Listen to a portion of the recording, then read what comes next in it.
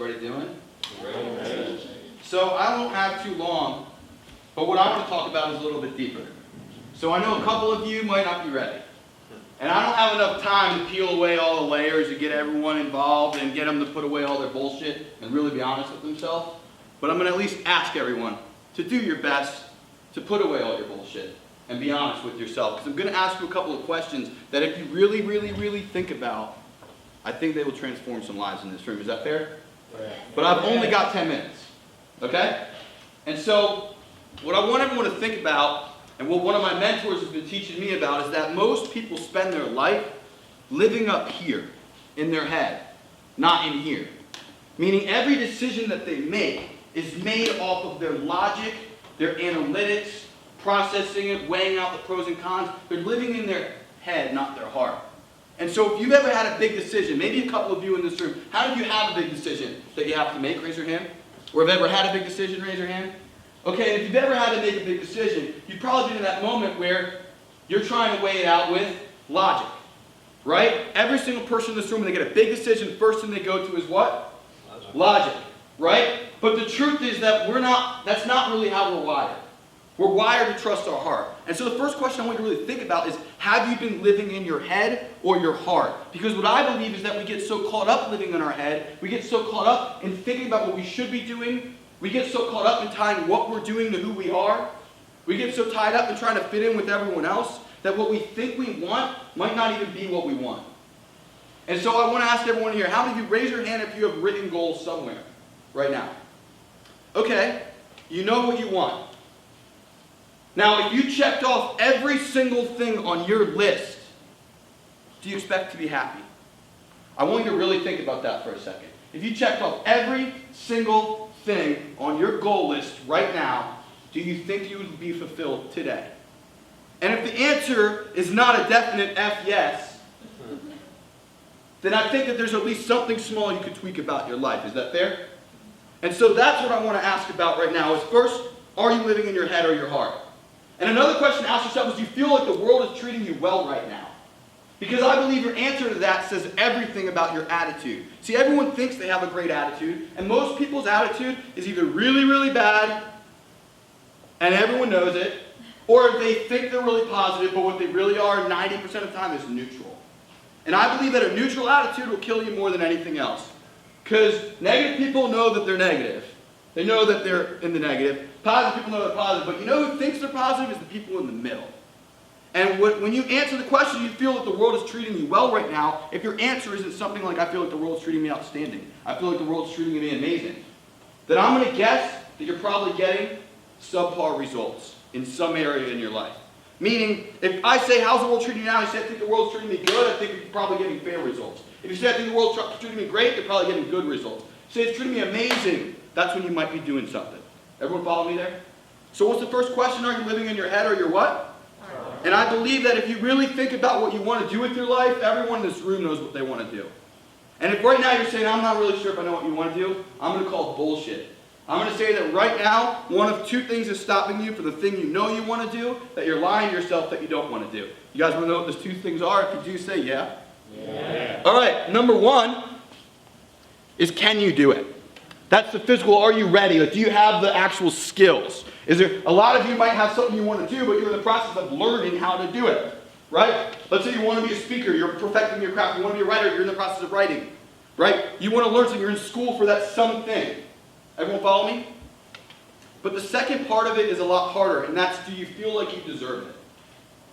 And you may even want to add the word yet to the end of that. Because I believe a lot of us are stuck in something that we know is not what we really want to do, but we're lying to ourselves about why there's something else that needs to happen before we make a change. And so I want everyone just to take a second and really think about that. What are you doing right now? Is it what you really want to do? And if the answer is not a F yes, maybe there's something you can transform. Maybe it's a little tweak, or maybe it's a change, but I guarantee you need to stop for a second and think about how you've been living. So, are you living in your head or your heart? One of my mentors, Philip McKerney, he always says, if everything good lies in the future, then what are we to do with the present?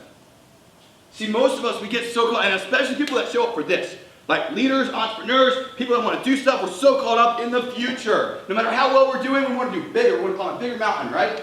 We want the next, you're chasing 6 figures, you're chasing 7 figures, you're chasing 8 figures, right? Whatever. You're chasing the next mountain. Whatever that means for you. And everyone in here has different mountains, but everyone's always chasing the next one. But you know what most people here probably aren't doing? Is enjoying the mountain that they're on. And so, I believe if you made that slight change in your life, you might live with more authenticity, more alignment, and more clarity about what you're doing. And I'll further that and say that any resistance that you ever feel, how many of you have ever felt like you're in a rut? Raise your hand and say, yeah. Yeah. I believe that that comes from being out of alignment with your clarity and your purpose. Because when you're in alignment with your clarity and your purpose, you wake up and you know what you're doing. Right? Who's ever had a trip you were really excited about, and you woke up at some weird hour and got right to the airport, no problem? Raise your hand. Everybody. Right? Because you had what? Alignment. Clarity. And most of us, we spend our time muddled. So if you have a pen, I want you to write these down because I'm going to leave you with a couple things to think about, and I'll wrap it up. These are 4 questions. They're deep questions. Okay? Number 1, what is your relationship with your work? Because I bet you if you went around the room and said, who are you? Half of you would give me a title, a job description. And the lines today between who we are and what we do tend to be blurring, sometimes even being erased. Would you agree? And so I really believe that we are more than what we do. But if the only thing you're spending your time on is what you do and entertainment, then you're not becoming a better version of yourself. And so who you are is being lost in what you do. See, I'm not saying you all have to be doing the exact perfect thing right now. Some of you are saying, hey, I got a first step to the second step to the third, I'm on my way. But what I'm asking you is, are you playing at the highest level you could where you're at right now? Because I would bet you that most of us would say no. I would bet whenever someone comes to me, a coaching client, a mentee, something like that, they always come to me and they ask me, how can I get better at this? I say, let me ask you a question.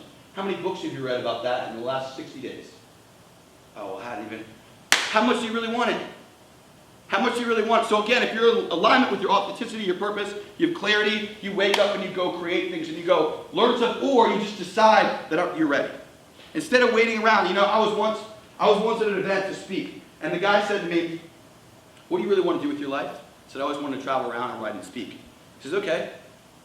What do you do right now? He says, well, I run a marketing company. I started explaining to him. He says, okay, when are you going to stop telling yourself that you want to be a speaker and decide that you are a speaker? I was like, well, I never thought about it. He's like, let me ask you another question. What are you here to do right now? Well, I'm here to speak. He goes, you're here to, he's an Irishman. He goes, you're here to effing speak. He goes, so you are a speaker. You're just a speaker that has less gigs than you want right now. Some of you want to write. You're just a writer that's written less books than you want to write right now. Some of you want to be, whatever it is that you want, right? You're in the process of becoming there. Don't see it as some distant future, projecting this image of yourself till later when things get figured out. Realize that right now, in this moment, in showing up at Leadership Talks, you might hear one thing. Boom, takes you to the next level. Is that fair? So what is your relationship with your business? Number 2, what is your relationship with yourself? How much time are you getting for yourself? A lot of us are so busy, especially high productivity people, right? We're so busy, we manage every minute, we figure out exactly what to do. Like for me, I set a goal to read 50 books a year for the last 2 years. This year I've been trying to read 100.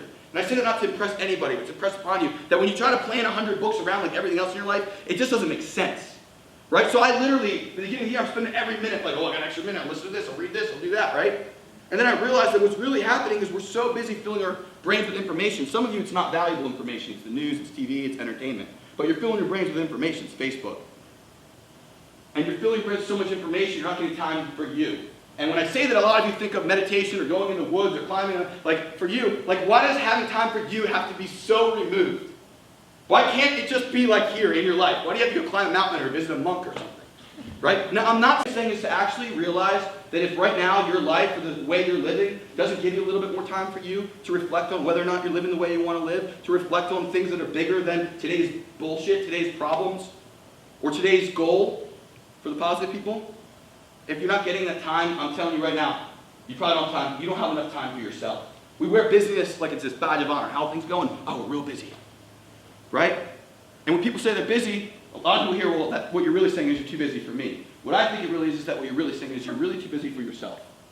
You're really too busy to get to know what you really want, because most of you that say I'm so busy aren't at the level that you want to be living yet. So what are you so busy doing? Is that fair? So, number 1 is, what is your relationship with work? Number 2 is, what is your relationship with yourself? Number 3 is going to be, what is your relationship with money? What is your relationship with money? And these aren't my questions. These come from one of my mentors, Philip McCartney. And he asks all the time, what is your relationship with money? And I don't have time to dive into this. But if you think about right now, how do you feel about money? The first word that comes to your head, if you had time later to think about it, if you wrote it down right now, I guarantee you that story behind it has a lot to do with where you are right now in your life. Because you get a lot of different thoughts. Some people will say freedom, some people say pain. Right? If I went around, everyone would have a different opinion about money. But the person that says freedom, I think that's bullshit. Because, okay, are you really that free? You can buy whatever you want. Are you happy now? No, there's more to it. The person that says pain has some negative story about money. Everyone in between has something that can shift a little bit and probably change their life. Is that fair? So number 1 is, how do you view your work? What's your relationship with your work? What's your relationship with yourself? What's your relationship with money? And the last one is, what's your relationship with others? You can say, what's your relationship with relationships?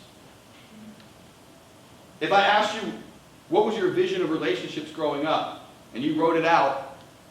We went around the room and asked you about your life right now. How many of you think you'd be pretty correlated? Raise your hand.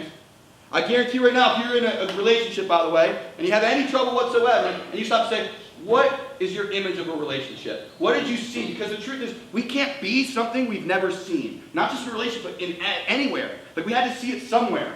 It might not have been our parents, right? It might have been someone on television. It might have been somewhere else. But every single thing that we try to be is something we saw somewhere else. Is that fair?